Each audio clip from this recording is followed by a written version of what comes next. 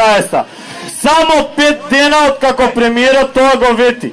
Да подсетиме, барањата од средбата со премиерот беа да се одложи примената на одредбите од последниот закон за измена и дополнување на законот за високо образование, барем до 2018, со што би се оставил доволно простор за да се изработи комплетен нов закон. Со оглед на тоа, што се работи за закон, против кој во последните 4 месеци се јави страшен отпор и кој беше изгласан во собранието речиси насилнички, имаме причини да се сомневаме дека ваквото попуштање не значи дека премиерот ја увидел абсурдноста на сопствениот закон, туку дека е резултат на пошироката политичка состојба. Да не заборавиме, додека премиерот ветува, а на нашите народни избраници демек гласаат, на МТВ се уште врви рекламата колку државниот испит е супер.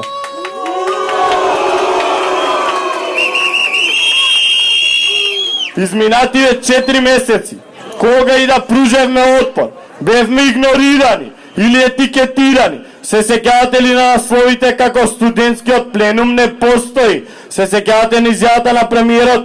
Не знам зошто протестираат, нивна работа, нека протестираат. Се сеќавате ли на сите црвени крупчиња?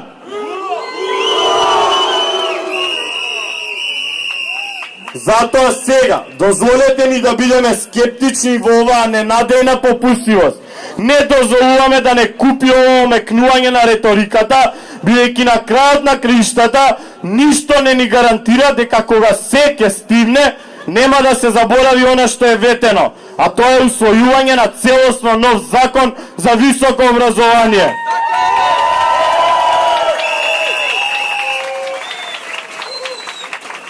Новиот закон не треба да биде цел сама по себе, туку треба да ги отсликува реалните потреби во високото образование.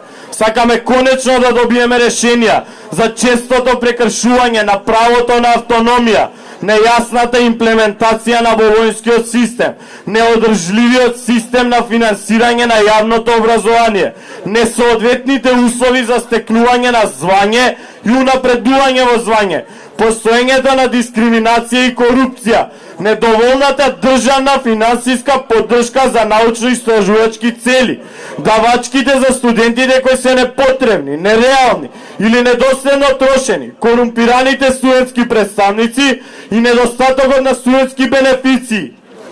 Затоа, студентскиот пленум бара ректоратот на УКИМ и Министерството за образование, како надлежно министерство писмено се обврзат на за гарантирано учество на студентскиот пленум во изработка на целиот закон, со цел тој да ги рефлектира студентските ставови и перспективи, формирање на работни групи, во кои студентите од студентскиот пленум, професори од професорскиот пленум, членови на универзитетската администрација и представници од соодветните ресорни министерства ќе бидат рамноправно застапени.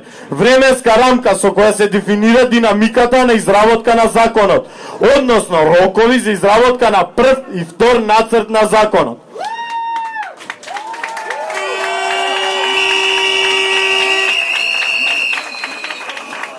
Универзитетот треба да представува бастион на критичката мисла, која води кон напредок. Тоа е онаму кај што не препишуваш, каде што не заокружуваш од понуденото, онаму каде што не ти се сервираат одговори, онаму каде што не те учат што да размислуваш, туку како да размислуваш.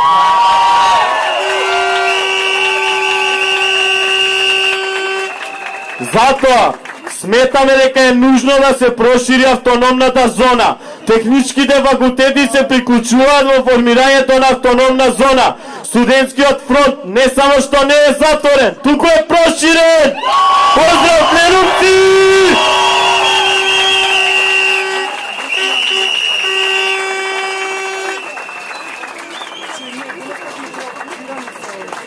Вчера од филозофскиот факултет се слушна крик за слобода.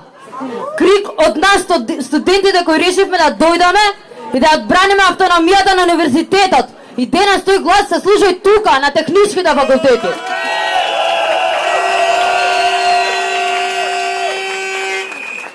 Уште од првиот марш, па до денес, се бориме за она која уставно му припаѓа на универзитетот, а тоа е неговата автономија.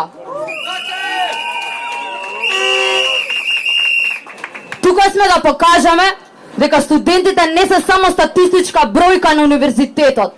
Тука сме да покажеме дека студентскиот активизам е жив и се шири како оган.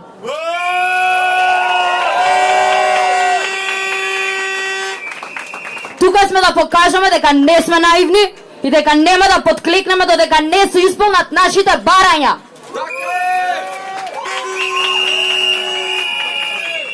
Тука сме да покажеме дека секогаш треба да бидеме вклучени, ние како студенти и професори, во креирањето на политиките поврзани со високото образование.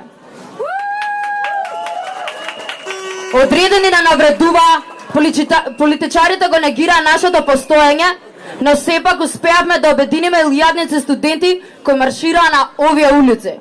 Како што кажавме, дозволете да бидеме скептични на нивните ветувања, дозволете да бараме гаранција за она што ни е ветано, дозволете да им покажеме додека трае оваа студентска автономна зона преку алтернативниот курикулум, дека може нашето образование да биде квалитетно и без притисок од државата.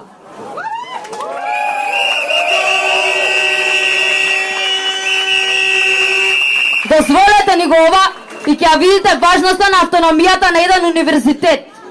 Затоа, со колегите од Филозофскиот и Филолошкиот факултет, прогласуваме автономна зона на техничките факултети, каде ги повикуваме сите студенти да ја бойкотираат формалната настава и да застанат покрај нас, бидејќи само заедно можеме да ја водиме оваа битка, бидејќи само заедно можеме да добиеме оваа битка. Поздрав, клеренци!